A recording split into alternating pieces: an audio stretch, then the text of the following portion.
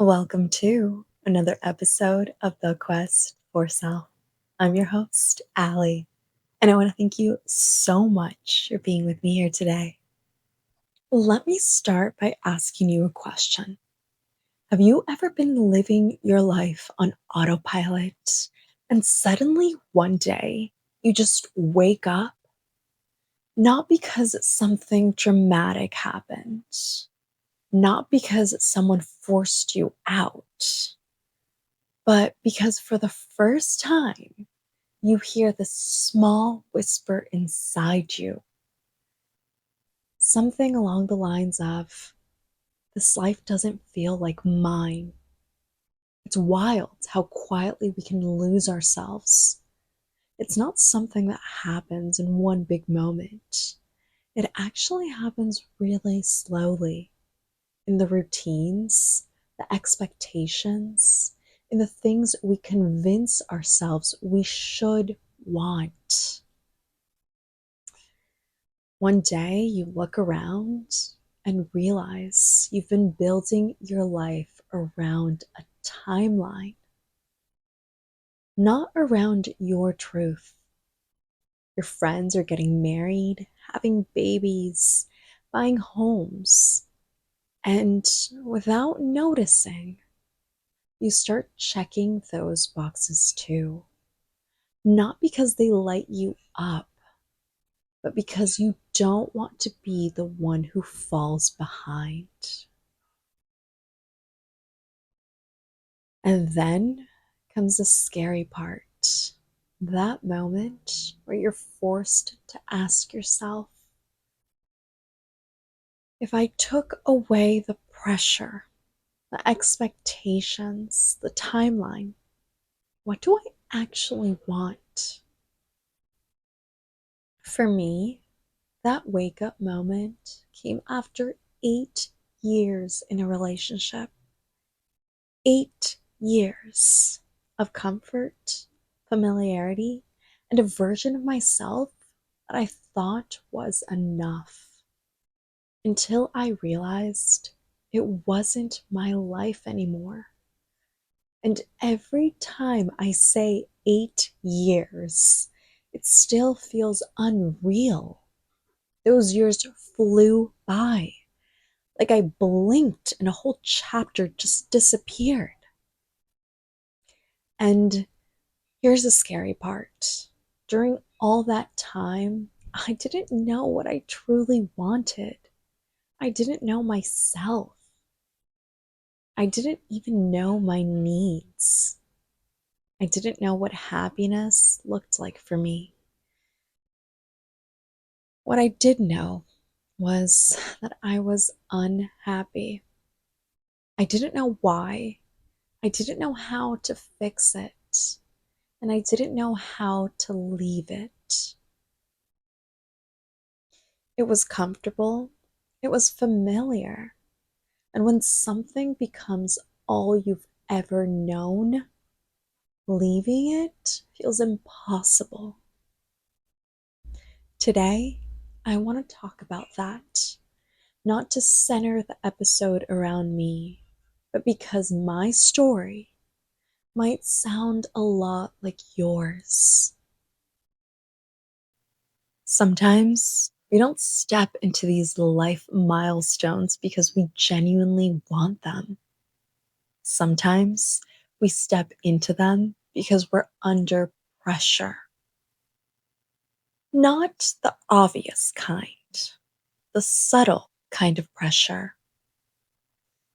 Your friends get engaged, one has a baby, another buys a home, and suddenly you're asking yourself, why am I not there yet? What's wrong with me?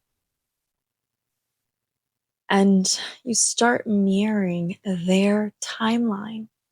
You start internalizing an invisible checklist. You start drifting into a life you never consciously chose. And so many people don't choose their life, they actually absorb it. The scary truth nobody says out loud is I have friends who married young, divorced, and are already on their second marriage. And every time I hear stories like that, it reminds me a lot of people aren't choosing their partner. They're simply not. They're choosing the fear of being alone, choosing because they think time is running out, choosing because society tells women you should be married by now, you should have kids by now. Starting over at 30, that's too late. Choosing expectation over joy, over alignment, over their own truth. And let me make this clear, this is not about judging anybody. If your deepest desire is to build a home, raise kids, and create a family, that is beautiful. But that is your path. Many people never stop to ask themselves what they truly want. They never built goals of their own. They just followed whatever everyone else around them was actually doing. And those are the people I'm speaking to. I was one of those people because settling into a life you don't love is far scarier than starting over at any age. Awareness, it's the first step. But what do you do with that awareness? Here's what truly helped me. Number one is acknowledge your emotions without minimizing them. This is the moment everything shifted for me. I remember being on a vacation in Greece, Santorini to be more exact. One of the most beautiful places in the world, in my opinion. The beach is my happy place. The ocean is where I feel free. But on that trip, I was so unhappy, arguing over the smallest things, feeling disconnected, genuinely just wanting to go home. And recently, I found a note in my phone from that same trip, a note I wrote in the middle of my sadness. Reading it actually brought tears to my eyes because it was my past self begging for help, asking questions I was too scared to answer at the time. Why am I in this? Why am I staying? Is this really it? Your emotions aren't random. They're messages, they're red flags, they're truth trying to get your attention. Number two, ask the hard questions and be brutally honest. Questions like, am I happy?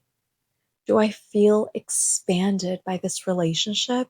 Or do I feel drained by it? Am I here out of love or out of fear? These answers are clear, but we bury them. We distract ourselves instead of listening. But your body always knows your energy. Your day to day, it knows. Number three, learn how to be on your own, even if it terrifies you. This was the biggest fear I had, learning to be alone. And because when you're finally alone, there's nowhere to hide. You meet every part of yourself, every part. the strongest parts, the wounded parts, the forgotten parts. But that's where healing happens. That's where you rediscover your joy. That's where you find what makes you intrinsically happy, what makes you feel alive. Being alone taught me how to love myself intimately, wholly, and honestly. And once you learn that, nothing and no one can take it from you. So if you take anything from this episode, let it be this: you are allowed to question your life, even the parts that seem fine. You are allowed to want more, even if you can't name what more is yet. And you are allowed to choose yourself, even if it scares you. Your emotions are information. Your discomfort is data. Your quiet whispers are guidance. And if all of this brings up fear, sadness, or guilt, that's okay. Growth is not clean. It's not linear. It's not easy. But every moment you choose honesty over comfort, you take one step closer to the life that's meant for you.